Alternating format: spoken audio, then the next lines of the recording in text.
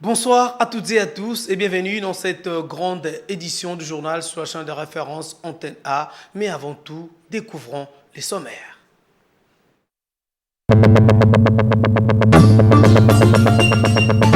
Le rapport Congo Hold Up sur le présumé détournement par le président honoraire Joseph Kabila Kabange des deniers publics n'est qu'un simple mensonge, a déclaré ce jeudi le collectif des avocats au cours d'un point de presse tenu au Fleuve Congo Hotel à Kinshasa.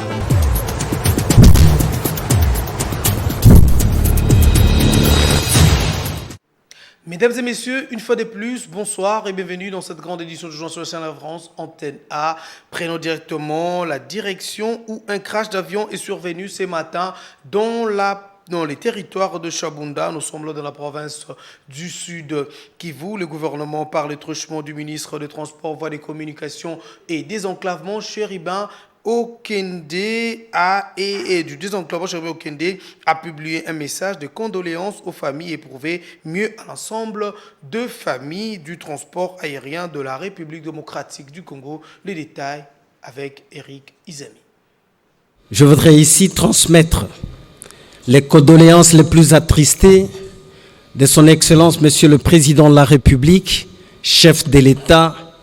J'ai cité son Excellence Félix Antoine Tshisekedi Tshilombo à l'occasion d'un malheur qui vient de frapper encore une fois la famille du transport aérien de notre pays.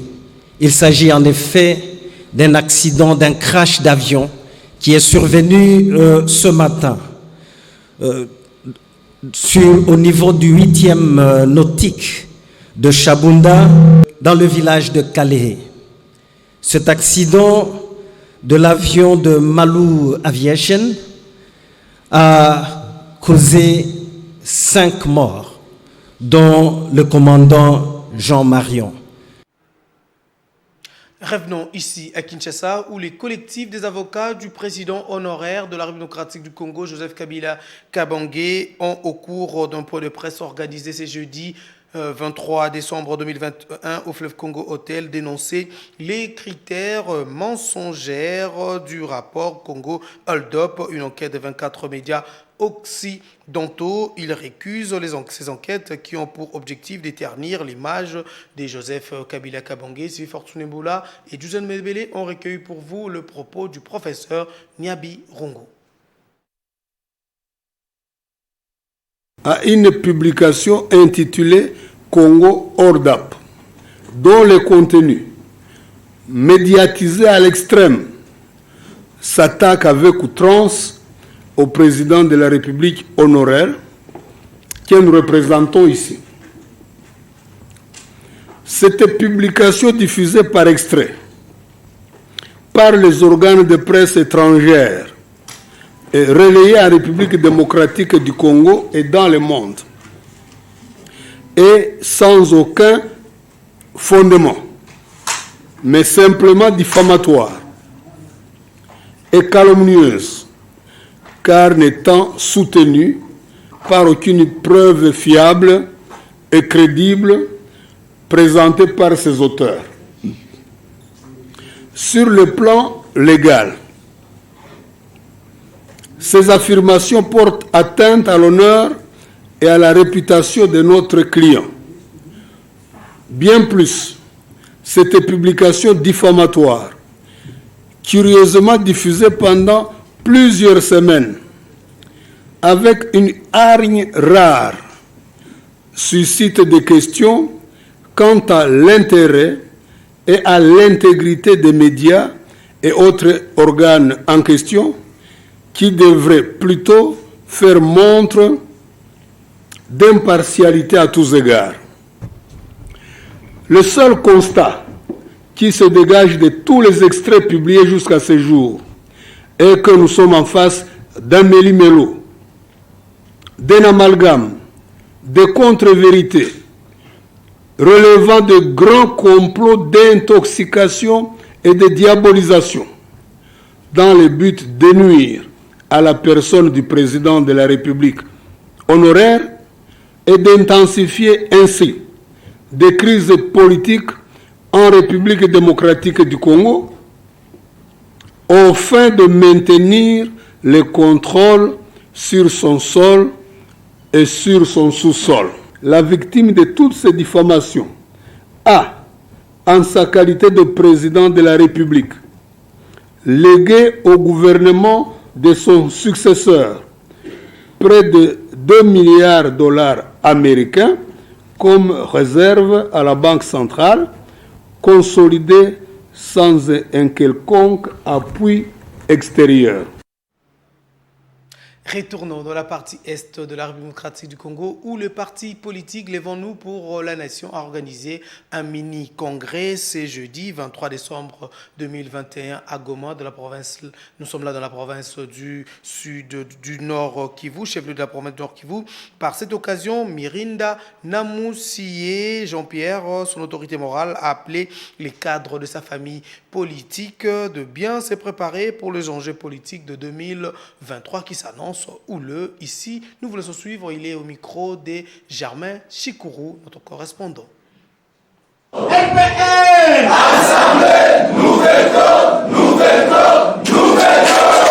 Ils sont venus des provinces du Nord et Sud Kivu ainsi que de l'Ituri afin de participer au mini-congrès du parti politique Lèvons-nous pour la Nation qui s'est tenu ce jeudi à Goma. Ces hauts cadres de LPN ont évalué la situation d'exploitation de leur parti politique sur toute l'étendue de la République démocratique du Congo, le processus de faire adhérer tous les peuples à son idéologie et les enjeux politiques du pays en cours. LPN, parti politique de masse, s'est rallié sur sa vision de voir un Congo libre, prospère, riche et émergent, ainsi que développé. Il s'agit également d'une étape de réarmement et de redynamisation. Je venais en mission de réarmement, recadrage et réorientation de nos cadres. En tant que tel, nous nous sommes dit, au terme de 3 ans du mandat de 2019-2023, nous sommes enfin en effet capables de nous rencontrer pour essayer de réfléchir ensemble et faire le tour d'horizon de l'actualité du pouvoir qui nous a gérés de 2019 à ce jour, afin d'en dégager une perspective d'avenir. Les partis politiques Lèvons-nous pour la Nation a le vœu de voir la sécurité et la paix régner à l'est du pays. L'Ituri, le Nord Kivu et particulièrement le Grand Nord du Nord Kivu méritent une attention. Nous sommes en train d'arrêter des stratégies que nous avons apportées au pouvoir en place, à l'attention du pouvoir en place et au niveau national, comme contribution du LPN, de notre parti politique, dans le sens de l'amélioration de la vie sécuritaire, parce que le développement, l'économie, la politique passent par là. Par ailleurs, LPN s'est donné une mission noble d'aller à la conquête pour gagner les élections qui pointent à l'horizon d'ici 2023. 2 contre 1, c'est-à-dire nous voulons à ce que nous puissions gagner 2 députés, c'est-à-dire un national et un provincial dans chaque circonscription à l'est du pays.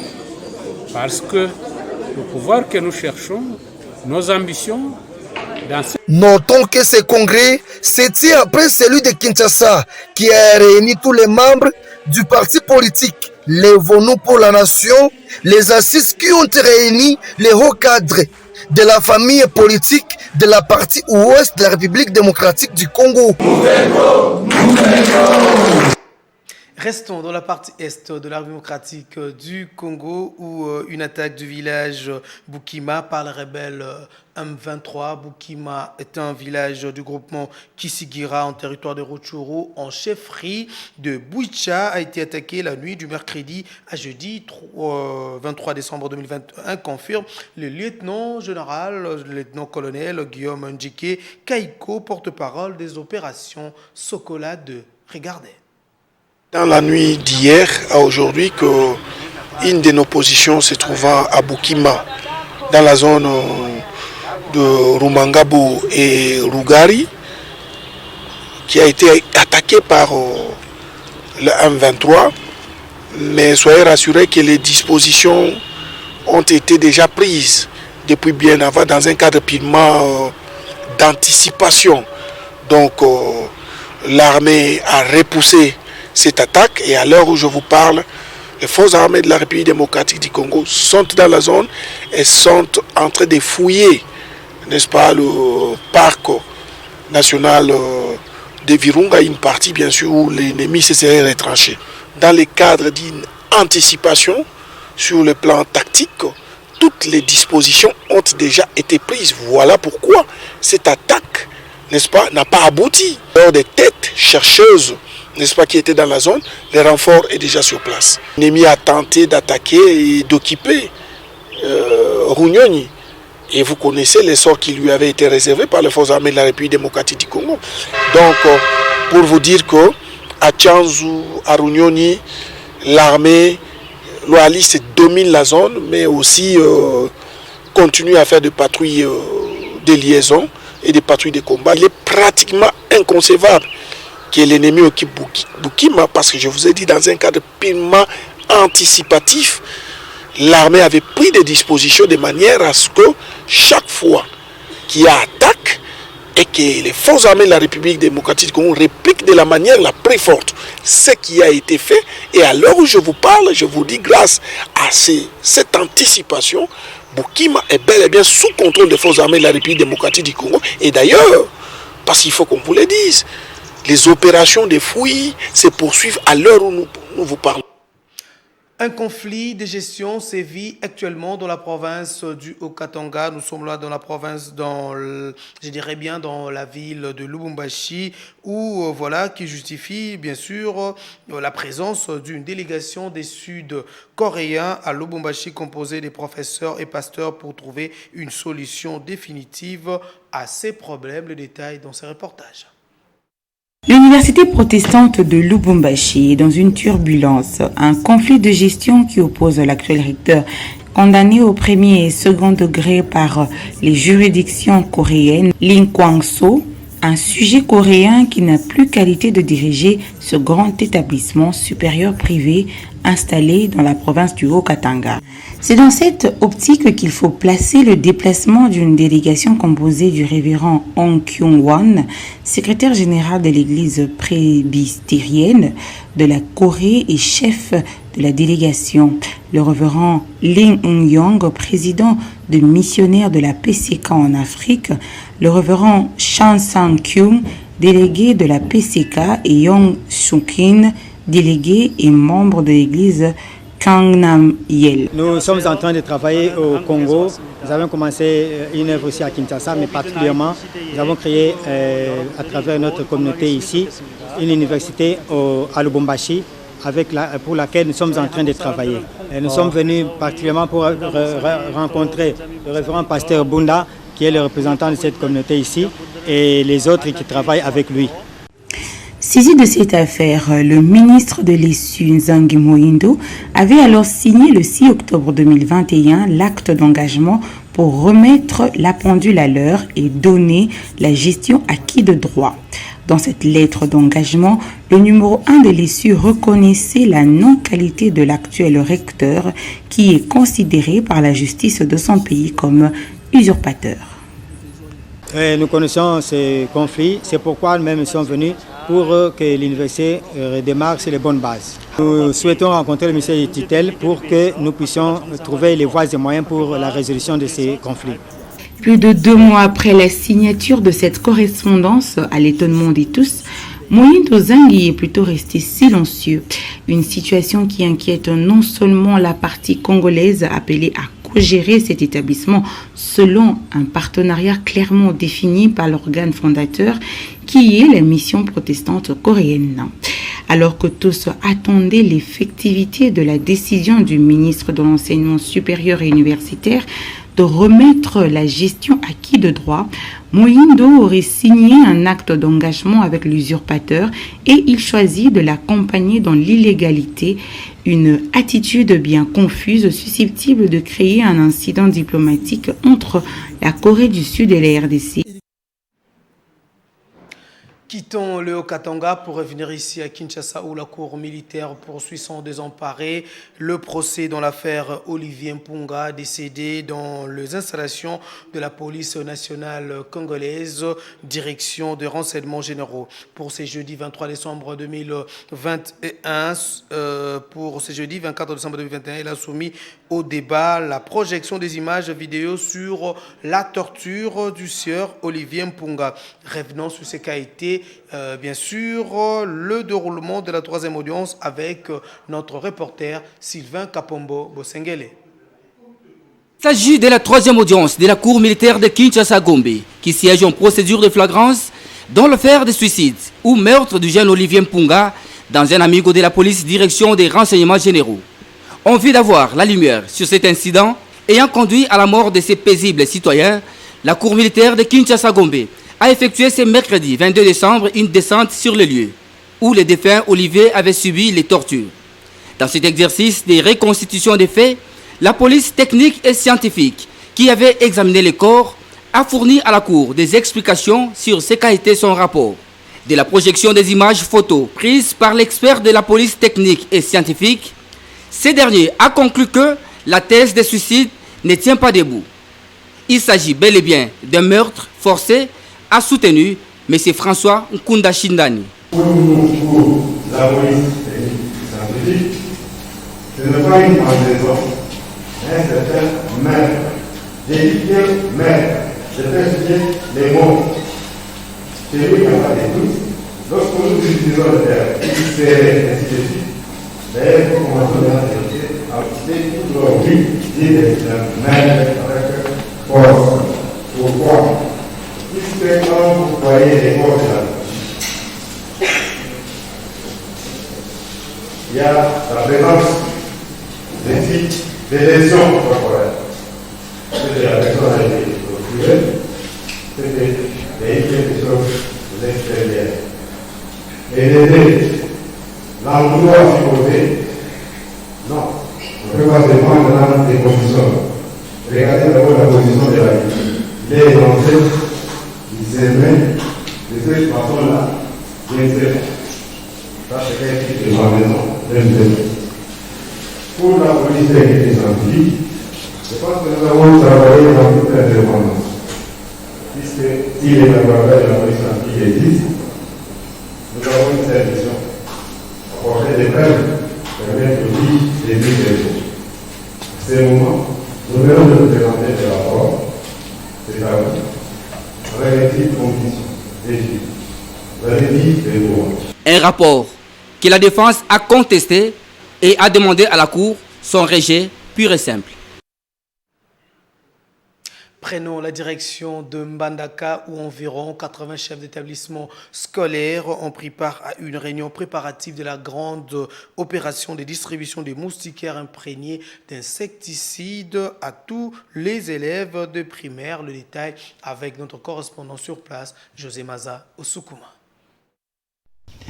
Importante rencontre ce jeudi 23 décembre au lycée Elikia de la ville de Mbandaka.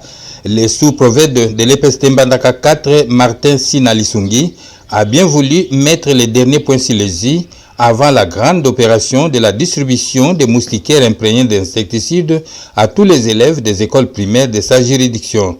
Martin Sinalisungi a insisté sur le remplissage correct de ses effectifs pour ne pas s'induire en erreur car les punitions sévères seront appliquée aux fausseurs. Environ 80 chefs d'établissement du primaire et quelques préfets des écoles secondaires ont pris part à cette rencontre. Pour ces derniers, le sous-préfet voudrait les rappeler comment percevoir correctement les frais scolaires, notamment les frais scolaires, et ajouter à cela des frais techniques pour venir en aide aux enseignants nouvelles unités. L'inspectrice Martin Joly a martelé sur les dépôts à temps réel des listes de tous les élèves de chaque école. Les retardataires vont s'apprendre qu'à eux-mêmes. Un autre intervenant, Madame Fifi Malako, représentante du Proved, a scindé les participants en 3 groupes pour l'opération de remplissage correct des fiches d'enregistrement. Le chef de sous-division de l'EPST Mbandaka 4, Martin Sinalisungi, nous fait le condensé de cette réunion par ces termes. Mon entité, cela signifie la sous-division Mbandaka 4, le chef d'établissement de l'école primaire, pour la situation des moustiquaires imprégnés. Donc, ce n'est que le début. Nous commençons par la vérification de l'effectif des élèves de chaque école de ma juridiction.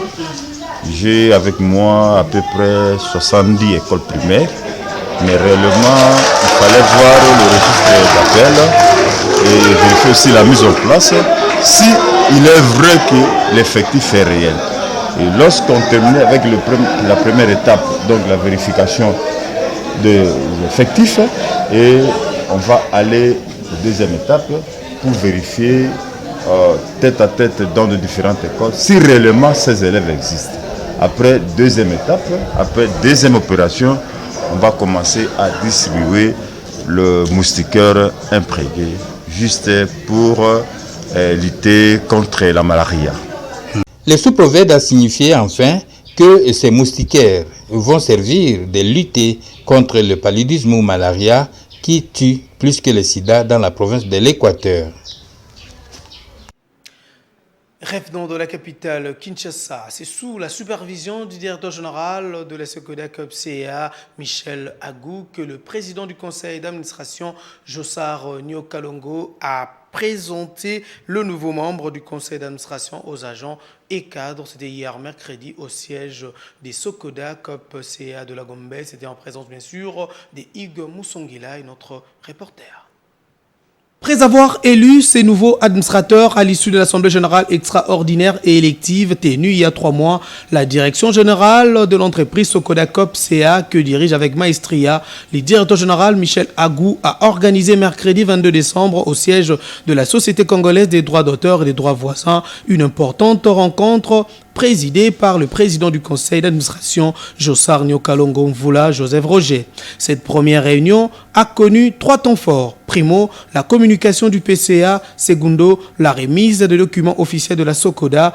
Et le procès verbal l'égalité des dernières assemblées générales du 11 et 25 septembre organisées au centre Thérésanium de Kitambo, où les sociétaires ont doté à la Sokoda un statut uniforme et conforme à l'acte de l'OADA, puis tertio les divers. Au cours de ces face-à-face, il était aussi question pour les conseils d'administration de définir la vision de la Sokoda par rapport à ses attributions. Jossar Nyokalongo a saisi également cette occasion pour présenter les vœux de la Sokoda au chef de l'État congolais Félix-Antoine Tshisekedi Tshilombo pour le nouvel an et a in fine fait la présentation des 11 administrateurs élus, dont lui-même au personnel de la société. Excellence, Monsieur le Président de la République, chef de l'État, à l'occasion des festivités de Noël et de Nouvel An, nous saisissons cette opportunité en ce moment particulier où l'élément culturel constitue l'épicentre de votre mandat à la tête de l'Union africaine. Nous sommes convaincus de la place qu'occupe l'artiste congolais sous votre leadership dans le cadre de la reconstruction de notre pays, son émancipation et le rayonnement de son identité tant sur le plan national internationale. Aujourd'hui, la Sokoda se porte mieux et s'engrone. Pour sa part, Michel Agou, directeur général de la Sokoda COPCA, qui a remis de l'ordre et donné un nouveau souffle, a demandé au personnel et aux sociétaires de faire une fois de plus confiance à la Sokoda pour que l'année 2022 soit plus que meilleure. Car le chef de l'État congolais, Félix Antoine Tshisekedi, tient à la réussite et à l'amélioration des conditions de vie de toutes les sociétés congolaises. Tout est bien qui finit bien. Dans le même registre, sachez que le président, directeur général de la chaîne de télévision Antenne A, Igal Avivi Merson, présente ses vœux le meilleur de santé, de longévité et de bonheur à l'occasion de fêtes de Noël 2021 et de bonne année 2022. À son Excellence, Monsieur le Président de la République démocratique du Congo, je dirais Félix Antoine Tshisekedi Tshilombo, à l'honorable président de l'Assemblée nationale Christophe Mbosso, à l'honorable président du Sénat Bahati Lukwebo, à Monsieur le Premier ministre et tous les membres du gouvernement, à tous les partenaires d'Antenne A Télévision, à tous les personnels de la chaîne de référence Antenne A, ainsi qu'à tous les téléspectateurs de la chaîne de télévision Antenne A et au peuple congolais en général. Joyeux, je dirais bien sûr, joyeuses fêtes des Bonana et de Noël. Là, c'est le vœu du directeur général, du président, directeur général d'Antenne A Télévision, Igal Avivi Merson. Embouteillage, bouchon, congestion sont des mots utilisés par la population pour exprimer leur ras-le-bol ou encore mécontentement sur l'encombrement de la circulation automobile qui réduit fortement la vitesse sur la rue. Pour alléger la circulation, l'expert de la PCR donne quelques pistes de solutions. Il est au micro des Brandi Tumba. En réalité, lorsqu'arrive la fin de l'année, particulièrement à Kinshasa, les esprits semblent être un peu surchauffés. C'est tout le monde qui veut aller en ville pour s'acheter des habits, des cadeaux et autres articles pour la série de festivités de fin de l'année.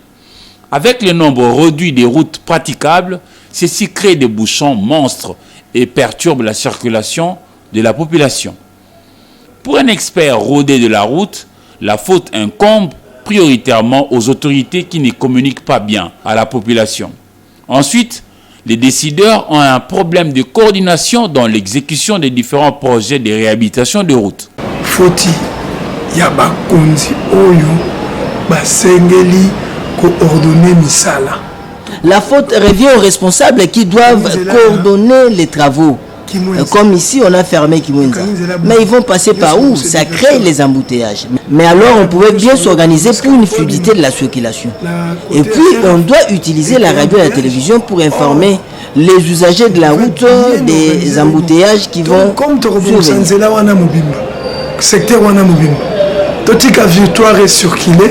Il y a un problème de planification dans l'exécution des travaux. Il faut mettre tous les services en harmonie pour la bonne exécution des travaux. L'on ne peut pas vouloir faire réparer toutes les routes au même moment dans Kinshasa. Dans d'autres pays, quand on entretient les routes, on associe plusieurs services, mais ce n'est pas le cas ici, à Kinshasa et en RDC. La route, ce n'est pas seulement réguler la circulation, mais il faut tenir compte de plusieurs paramètres. La ville a un chef, c'est le gouverneur, il doit être assisté par la police et de plusieurs services. À la fin, l'État congolais doit songer à recréer Kinshasa, car tel que conçu par les colons belges, Léopoldville ne devrait contenir que 200 000 habitants. Aujourd'hui, la démographie y est galopante, pendant que les infrastructures, elles, ne suivent pas. Parlons sport dans ce journal où la Fédération d'athlétisme du Congo, FEACO, a décerné les certificats aux 9 lauréats qui ont bien sûr participé à la formation technique de niveau 1 animée par Madame Fatou Sissoko, formatrice officielle technique internationale de World Athletic. Ndel Mbouchi pour le reportage. Jours d'intense travail ont suffi à la formatrice sénégalaise Fatou Sissoko pour transmettre aux séminaristes des notions relatives au programme de développement de World Athletic, à la philosophie du jugement, aux règles techniques générales des courses, de la marche athlétique, des sauts et des lancers francs. Après l'évaluation et la publication des résultats, les séminaristes n'ont pas caché les impressions. Pour moi, il y a encore du travail à faire, et surtout sur l'application des règlements qui changent continuellement et très vite, s'adapter aux nouvelles règles de la Confédération internationale. De son côté, l'ancienne gloire de l'athlétisme africain, Fatou Sissoko, a recommandé aux participants de profiter des compétitions que la FIACO est appelée à organiser de temps à autre afin de mettre à jour leur formation. Sentiment de satisfaction, même si j'aurais souhaité avoir 100% de réussite, mais je suis quand même satisfaite dans l'ensemble. Mike Mutombo, premier vice-président de la Fédération d'athlétisme du Congo, a reconnu le travail abattu à Kinshasa par l'expert international. À l'occasion, il a plaidé en faveur de l'organisation de la prochaine session de formation en province. La fédération s'est battue pour que nous puissions organiser autant de séances de formation pour les officiels. C'est la raison pour laquelle aujourd'hui, Madame Fatou est venue pour former les officiels pour la deuxième session. Le jour de l'ouverture, Bienvenue Matinda, président de la FEACO, avait fait savoir que cette deuxième session de formation avait pour but de préparer le technicien devant officier les grosses rentrées africaines prévues le 17 janvier prochain à Kinshasa. Les meetings de la région 3 annoncés au mois d'avril 2022 toujours à Kinshasa et les 9e Jeux de la francophonie dont la RDC et les pays hôtes. En prévision, bien sûr, de l'Assemblée générale extraordinaire élective de la Fédération congolaise de boxe qui se pointe à l'horizon, le numéro 1 de la dite fédération, Ferdinand Ilunga Luoyo, invite tous ceux qui veulent postuler à la tête, bien sûr, ou au comité exécutif de la dite fédération de venir déjà déposer leur candidature au stade de Martyrs. Il est au micro de Ndaï Lambouchi et Damien Maungo.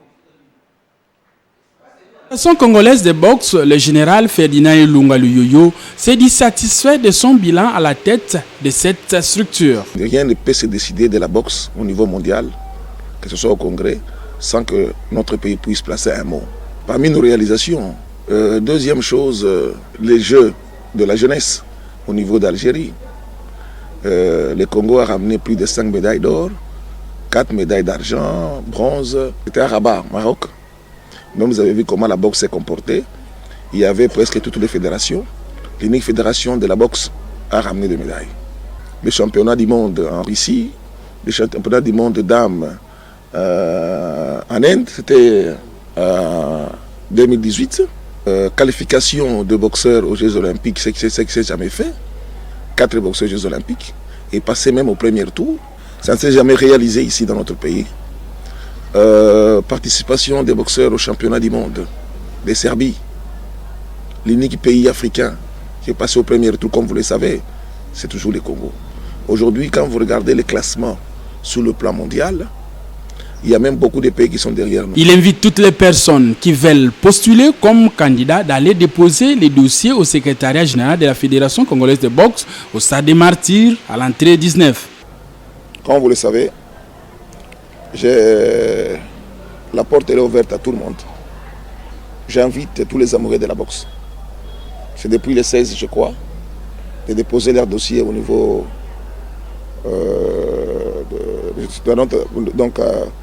au secrétariat général de la boxe, de déposer leur dossier. Tout celui qui veut bien être actif, en commençant par vous, venez. On a besoin de vos talents, on a besoin de votre contribution. Allez déposer votre dossier là-bas. Le comité de la Fédération congolaise de boxe organisera le championnat national du Noblard à la fin de l'année. Avant de boucler complètement ce journal, nous vous laissons suivre le rappel des titres. Le rapport Congo Hold Up sur le présumé détournement par le président honoraire Joseph Kabila Kabange des deniers publics n'est qu'un simple mensonge, a déclaré ce jeudi le collectif des avocats au cours d'un point de presse tenu au Fleuve Congo Hotel à Kinshasa.